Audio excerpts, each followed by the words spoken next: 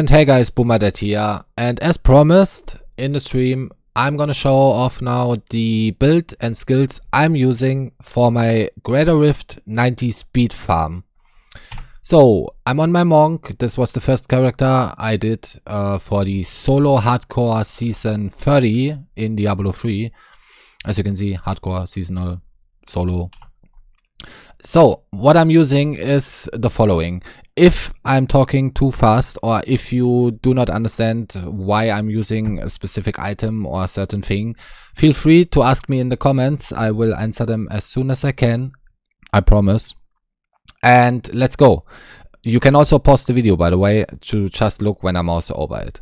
So I'm using a 6-piece Paterns of Justice, and I'm using a 3-piece Guardian's Case. That's a craftable set. So the reason why I can use both is I have a Ring of Royal Grandeur in my cube. We talk about the cube in a second. Let's go first over the items. So I use the shoulders, I use the hands, I use the chest piece, torso, I use also the legs, pants, however you want to call it. I use the feet, boots, call it however you want. And these 5 pieces plus the Ring of Royal Grandeur give me the 6-piece bonus. And then I'm using on the helmet and the head the 1 piece from the Guardian set, and the 2nd piece is the belt in this case from the Guardian set. And with the Ring of Royal Grandeur, as already mentioned, we get all of the bonuses from both sets. So 6-piece here and 3-piece here. You can interchange some of these pieces, but if you play hardcore, I would say go with the setup. It's pretty tanky, it's pretty good damage, and overall pretty nice to play. The only reason you should keep in mind is I rolled a lot of area damage on all of my items where I could roll it. The reason for this is a speed farming build. If you feel not comfortable with a lot of area damage, because you lose a lot of, in my case, cooldown reduction. I don't have that much cooldown reduction, right? If you feel more comfortable with Epiphany up all the time, for example, and all this good stuff, go instead of the area damage rolls I have for cooldown reduction rolls till you reach the point where you feel comfortable. So I'm gonna mouse over the items. I'm gonna explain a little bit about all the items, but not too much. You can just pause if you want to look what I rolled and what I have on my items, and if you want to copy it, just go for it. So let's start with the helmet. Helmet, dexterity, vitality, critical hit chance, self-explanatory, and then the Chaldeans enchantment on it. Secondary, poison resistance. Then for the shoulders, dexterity, vitality again, all resistance, percentage life, and also Chaldeans enchantment. The hands, dexterity, crit damage, crit chance, and area damage in my case. If you want cooldown reduction, go for cooldown reduction here. You can, not necessarily need it, but as I said, if you want to have your skills more often, then just go for it. The weapon, Wonkim Lao. Also, I rolled area damage on it, because like I said, I went for area damage. I have in total on this build at the moment 138% more increased area damage. That's pretty nice. So for the boots, dexterity, vitality, armor, and I have movement speed on the boots. I didn't want the movement speed, but I got it with movement speed, so that's it. If you get another roll here, and that would be fine too. You don't necessarily need the movement speed. We're gonna talk about this in a second. Then on the pants, dexterity, vitality, armor. On the belt, dexterity, vitality, all resistance, percentage life. On the chest, dexterity, vitality again, and preferably you want to have either percentage health here, armor would be the most wanted one, or damage for your Tempest rush, but I don't think you can roll it on the armor. I think it's just the helmet and the boots, if I remember correctly. Don't know. Try to get the armor here instead of the regenerated health, life per second, and you would be fine. So before we go over the rest of the items, you also want to have if you play hardcore a unity ring. If you don't play hardcore, that's not necessarily needed, but I would strongly suggest, if you play hardcore, pick one up. It makes life so much easier. And the amulet or necklace, this is interchangeable. If you want more damage, go for more damage options. If you want something that gives you more damage reduction, go for something that gives you more damage reduction. You can basically use here whatever you want. You can also use a Hellfire amulet if you have a really good one. That's an option too. There's a lot of options you can go here. For speed farming, you don't necessarily need it. The setup deals way more than enough damage to deal with every Rift Guardian, with all the mobs you're gonna encounter in a speed farming scenario. So more damage is not necessarily needed. You can do it. You don't need it. So I said, let's talk about the stuff you need first. You need the Guardian set, 2 pieces. Belt is a must-have, and since the wrists are must-have, the other option only is the helmet. So you go for belt and helmet. Then you go for the 5-piece. There's no option you can exchange when you use the Guardian set also, because then you need the shoulders, the hands, the torso, the legs, and the boots or feet. The 1 Kim Lao is necessary, it's needed for the build. And like I said, the unity, if you play hardcore, I would go for it. So then also needed is the wrists, the Caesar's Memento. Every time you use blind, or you freeze, or you stun an enemy, your Tempest Rush for 5 seconds after you hit deals up to 800% more damage, so pretty self-explanatory. And with this setup, you deal way more than enough damage. So the items you can interchange are the necklace. Like I said, if you want to have an option where you are a little bit more tanky, go for an option where you're a little bit more tanky. Same goes for the ring. So I use a convention of elements. The only reason I'm using it in my speed farming build is because it's a primal ancient one. It has perfect rolls pretty much on it. So this is the reason why I'm using it, but you can interchange this. This is not needed for speed farming. Like I said already, you deal way more than enough damage. Go for whatever you want or have here for this ring slot, and then go from there. For the weapon, I use a Vengeful Wind. There are a lot of other options. You could also use Echoing Fury. You can also use Azurath. It all depends on what you want to have and what you want to do.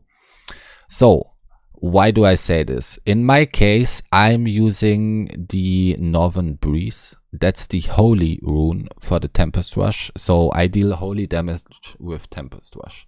The reason why I'm doing this is I don't need Flurry, the cold damage version, for my speed farming, because how Flurry works is you have to channel the skill for, I think it's in total of 20 seconds or up to 20 seconds till you reach the max stacks, and then you let it go, and then it explodes. It deals 90% more weapon damage for every stack you have for it.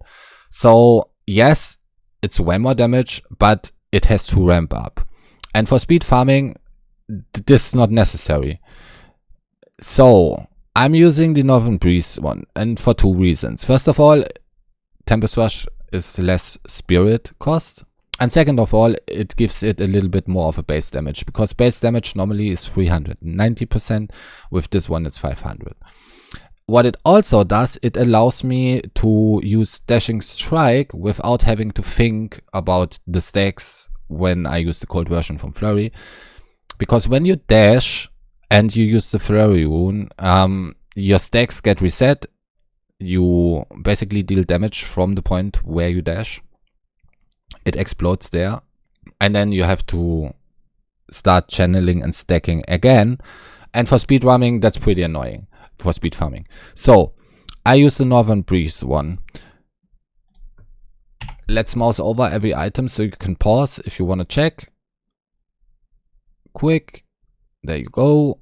Just press pause on the video if you want to look for the stats and all this kind of stuff, and there you go. So Let's finish the skills quick. This is what I'm using. I'm gonna tell you what you can exchange. If you use the holy version like I do, you go for Tempest Rush, Northern Breeze. Then you go for Epiphany and Desert Shroud. Every time you use Epiphany, you get Spirit Regeneration and you get less damage. I'm using Blinding Flash, Faith in the Light. So every time I use Blinding Flash, the mobs that got blinded, and 3 seconds after I use Blinding Flash, I deal more damage. Then I use Dashing Strike. So with Dashing Strike, you have all the options that are here, basically. What I'm using is Blinding Speed, because, like I said earlier, for my speed farm build, I don't use cooldown reduction as much, meaning my Desert Shroud is not up all the time from Epiphany, right? So Epiphany will have a cooldown where I have a few seconds where it's not up. And basically, this means I don't get the 50% less damage taken buff. And to circumvent this a little bit, I use the Blinding Speed rune. Basically, when I dash, I get for 4 seconds my dodge chance increased for 40%. You could also use, if you feel more comfortable or you maybe not playing hardcore and you just want to go faster, you could use the Way of the Falling Star rune, and then every time you dash, you get 20% movement speed up to 4 seconds after. This is an option too. So basically, you could jump between these both. This is the version where you have more defense. This is the version where you run faster. What I use on Sweeping Wind doesn't really matter, because we're using the 6-piece. The 6-piece is the 2-piece bonus, is it? Yes, 2-piece bonus makes it so you have every rune anyways. But just for the holy theme sake, I picked Inner Storm. And your last option, you can choose basically or pretty much whatever you want. Since I'm playing hardcore, I use Mantra of Salvation. The reason is, for speed farming, right, what you want to do in speed farming most of the time is you jump from pack to pack, or you run from pack to pack, you kill the pack, you collect the orbs, and then you go or you rush to the next pack, and so on and so forth. What you don't want, especially on hardcore, you don't want to get one shot out of the blue. Maybe you dash on accident in an explosion and boom, there you go. This is not going to happen with this build. This build is super tanky, but it still could happen. To prevent this, you could use Mantra of Salvation and then Divine Protection. Divine Protection makes it so every 90 seconds when your life gets below 25%, you gain a shield. That basically makes it so you get 80% less damage for 3 seconds. This prevents a lot of one-shots in speed farming content. Combined with the near-death experience in your passive skills, makes it so you basically have 2 times the option to circumvent a death. This is what I'm using because I'm running hardcore. If you want to go for a speedy build, just don't pick the near-death experience. Pick something like fleet-footed, or maybe even more damage, like Seize the Initiative, Relentless Assault is possible because we're using Blind, Determination is possible, so you have a lot of options here. Then I'm using Harmony. So the only reason I would say you should use Harmony is if you have a lot of secondary resistances on your equipment. And by a lot mean if you have 3 or 4 pieces that have high secondary resistance on it, it's worth using Harmony. If you don't have that, just don't use it. It's not worth it. It's wasted. So pick something else if you don't have this. If you don't need the defense, pick something else again. Like I said, you have a lot of damage options here or other options that mitigate damage. I'm playing on hardcore. This is the reason why I'm using it. So since I don't roll cooldown reduction on my gear, I'm using the Beacon of Yta to get 20% more cooldown reduction for free. That's basically both weapons, because a weapon can roll with 10 cooldown reductions. So I don't have to roll it on the weapons. I get 20 here. And yeah, that's it. That's the reason why I'm using it. And then, since I'm playing hardcore and I'm using 2 one-handed weapons, I use the Guardian's Path, because as long as you use 2 one-handed weapons, you gain 35% dodge chance, and combined with the dodge chance I get every time I dash, that's a pretty big dodge chance buff in total. So that's the setup I'm using. This is a pretty defensive setup, and basically, if you don't need the defense, if you play softcore, I would say change them all. Change them to damage and movement speed if you just want to speedrun. If you play hardcore, you can go with this variant, and it's pretty safe. Also, if you play softcore, change the mantra of salvation, either to a mantra that does damage, or whatever you want to use then. If you play hardcore, I would say go with this option. So, what you want to do basically is you stack holy damage wherever you get holy damage on your gear. You use the Essence of Anguish. I have one that rolled pretty much perfect for what I'm doing, not with the highest rolls, but in general. You want to have on the Essence of Anguish holy skill damage increase, pretty nice. Increase the damage against elites, because like I said, in speed farming we jump from pack to pack. We want to kill the packs as quickly as possible, and so therefore this is pretty nice. Flat damage, self-explanatory. Life per hit is pretty good roll. Force damage, we don't care. When you kill an enemy, you deal damage done by the death blow to all enemies within 25 yards. Makes it so we have pretty much almost the whole screen cleared whenever it procs.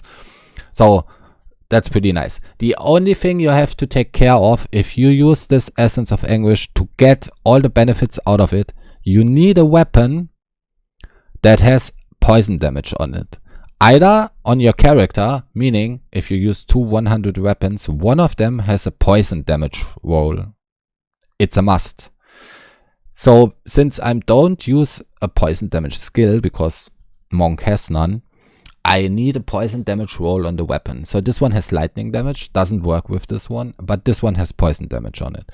If both of your weapons don't have poison damage on them, what you can do is you use your follower if you run solo, and you give your follower a weapon, preferably a weapon that has high attacks per second, with poison damage on it, because your follower, whenever it attacks, can proc the Essence of Anguish, so you get the stacks. So I repeat, that's really important. To get the Essence of Anguish stacks, either you have to have poison damage rolls on one of your weapons, or your follower has to have it. So let's talk quick about the follower. I'm using the Enchantress. I'm using Nemesis Bracers on the Enchantress. I'm using the Flavor of Time for double time for the pylon buffs. And these two are pretty much needed. And then, like I said, a weapon with poison damage, if you don't have one, is pretty much needed. And a Unity, since we're using a Unity setup, since I'm playing hardcore. Your follower has to have one, you have to have one, and then the token. If you use Unity, don't forget this when you play hardcore, equip on follower, your follower cannot die. This basically makes it so your follower doesn't get damaged at all, and therefore you don't share the damage, you just get 50% less damage. That's it. So I'm using Temporal Pulse in this case, slow. I'm using Prophetic Harmony. This gives me cooldown reduction. Since I don't roll this on my items, I use this one. You could change this to Amplification to get even more holy damage, but it's not needed for speed run stuff, so you can just ignore this. Take the cooldown reduction. I use Powered Shield. That's a nice defense buff. You could go for more damage here as well with Erosion, but no one cares. If we do enough damage to speedrun, we don't need more damage on top of this, right? We just need to make sure we don't die. And then I use Focused Mind. So you could use Fate Slabs for even more safety if you play hardcore. I don't need it. I did a lot of testing, so I don't need it. So I use the Focused Mind. You can't really see it because of my overlay, but just use the focused mind and the left skill. Basically, that's the aura that gives you more attack speed. So for the weapons, as mentioned, I use the Vengeful Wind only because it's a good roll and because it gives me more Sweeping Wind stacks. Because Sweeping Wind stacks make you go faster, because not of the damage, but every stack from the set piece that you have of Sweeping Wind gives you 5% more movement speed. You could interchange this if you want to go really fast for a really good 10-second roll of an Ingeom, and then you just jump from pack to pack and you don't care about the movement speed because you can dash basically all the time. Ingeom has one downside. If you have the Ingeom proc up, your skills will be up all the time. And if your skills are up all the time, you have to press them all the time so they are not up anymore to get the benefit from your Sliver of Terror.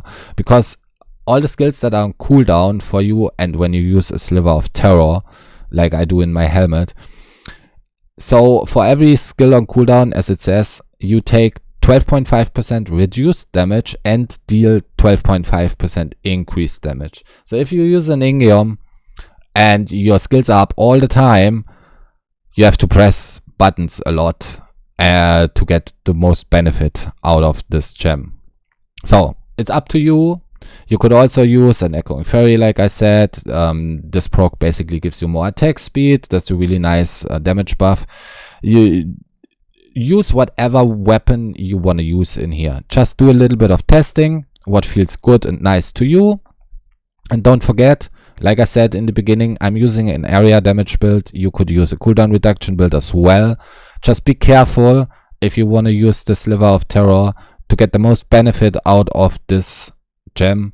You have to make sure a lot of your skills are on cooldown all the time to get the full toughness buff and the full damage buff. So I hope I explained everything so you can understand. If not, please leave a comment. Yeah, I'm gonna run one rift yet and I'm gonna show you how this build works. And this is a 90.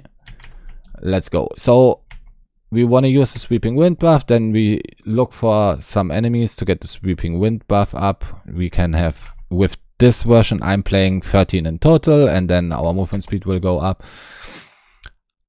You look that your skills are on cooldown all the time. It's not necessarily needed for the mantra, it just counts for skills that have a cooldown. For the dash, that basically means as long as your dash is recharging, it counts as like it is on cooldown. So, and as you can see, damage is way more than enough, and even though when my Epiphany is not up, I have 1 billion toughness if I jump 2, and so on and so forth. So this build is super tanky. There's no way we're gonna die if we play just normal, and especially not in 90s. Just make sure when you have exploding stuff on the ground, I can tank it. I don't die from it, but what I trained myself to do is I always dodge it. Even though if I know I wouldn't die from the explosion itself, I dodge it just so I stay used to dodging. Because what could happen, and it happened to me back in the day, you get so used that you can tank them that when you do Greater Rift pushing, maybe you forget and you stand in there and think, oh, that's easy, I can tank this, and then all of a sudden you die. And this is not what you want. So just keep in mind, try to dodge them all the time so you just get used to it. Keep the Sweeping Wind stacks up, because otherwise they will run down. So we are almost through here. And as you can see, this is pretty easy. Basically what I do, I just jump whenever I have to. In between I press some buttons. Doesn't actually matter how I press them, especially not with the gear I have. Like I said, I can't die here. My damage is way more than enough. If you want to do it perfect, you blind just the packs. If you need extra damage, you keep your blind up. Here's a pack, you blind, boom, pack down. But yeah. Just do a little bit of testing what feels fine for you. And there you go. So that's my speed farming build. I hope you enjoyed it. Let me know in the comments what you think about it. If you play variants of this one, please let me know. I'm always interested in what other people are doing because I like to test stuff. And try to die less than I do in hardcore. And I hope you have fun with it. And if you have any questions, leave me a comment. I'm gonna answer them. And if you would be kind to me and maybe you like what I'm doing, please leave a like. Don't forget to subscribe, and we will see us in the next video or in my live stream. Bye bye.